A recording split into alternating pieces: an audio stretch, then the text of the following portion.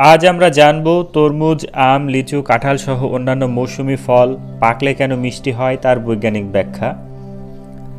প্রাকৃতিক প্রক্রিয়ার মাধ্যমে ফল কিভাবে মিষ্টি হয়ে ওঠে চলুন জেনে নেওয়া যাক। ভিডিওতে আমি মোহাম্মদ আলী থাকবো আপনাদের সাথে। প্রশ্ন হলো, মৌসুমী ফল পাকলে মিষ্টি হয় কেন?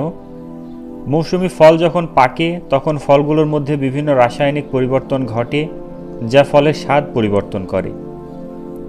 ফল পাকানোর সময় প্রধানত তিনটি প্রক্রিয়া কাজ করে: শর্করা গঠন, অ্যাসিড হ্রাস এবং ফাইটোকেমিক্যালের পরিবর্তন। প্রথমে আমরা জানব শর্করা গঠনের বৈজ্ঞানিক ব্যাখ্যা। ফল পাকানোর সময় ফলের ভেতরটা স্টার্চ শর্করায় পরিণত হয়। উদাহরণ হিসেবে আম ও কাঁঠাল, এসব ফলের স্টার্চের পরিমাণ বেশি থাকে, যা পাকানোর সময় গ্লুকোজ, ফ্রুক্টোজ এবং সুক্রোজে পরিণত হয়।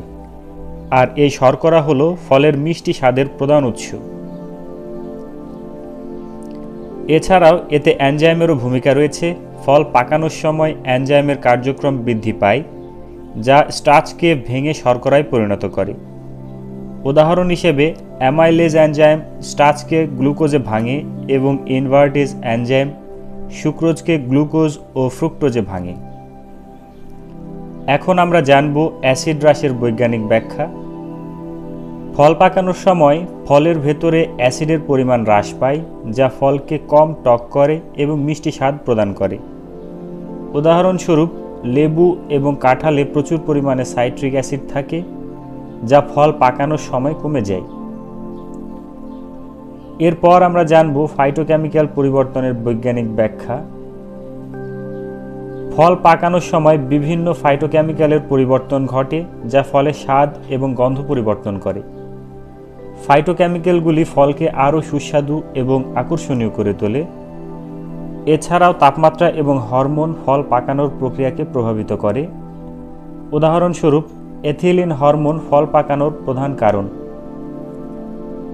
এটি কোষের দেয়াল ভেঙে ফলকে নরম করে এবং শর্করার মাত্রা বাড়িয়ে তোলে।